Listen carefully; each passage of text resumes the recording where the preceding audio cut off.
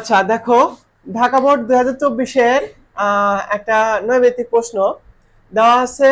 0.3 পুনঃপুনিক গুণন 0.6 পুনঃপুনিক সমান সমান কত?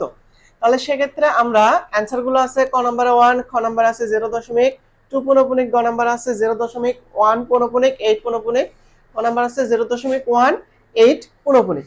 এটা আমরা কিভাবে করব? এটাকে আগে আমরা ভগ্নাংশে প্রকাশ করে নেব। কিসে প্রকাশ করে নেব? ভগ্নাংশে। তাহলে ভগ্নাংশে প্রকাশ করার জন্য প্রথমে পুনঃপুনিক যে অংশটা আছে সেটা লিখবো। তাহলে পুনঃপুনিক অংশ আছে কত? 3। 3 বিয়োগ পুনঃপুনিক অংশ ছাড়া আছে কত? 0।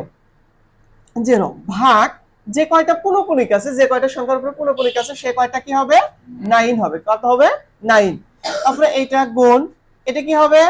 6 বিয়োগ 0 ভাগ 9, যেহেতু পুনঃপুনিক আছে একটা।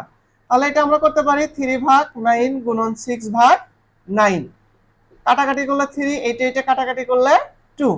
তাহলে আমাদের হবে কি 2 ভাগ 9। এটাকে যদি আমরা ক্যালকুলেটরে ভাগ করি তাহলে কি আসবে? 0.222 এরকম করে আসতেই থাকবে। তাহলে সেক্ষেত্রে আমরা কি লিখতে পারি? 0.2 পুনঃপুনিক। এটা কি বোঝা গেছে? তাহলে আমাদের অ্যান্সার কোনটার সাথে মিলতেছে? খ নাম্বারটা।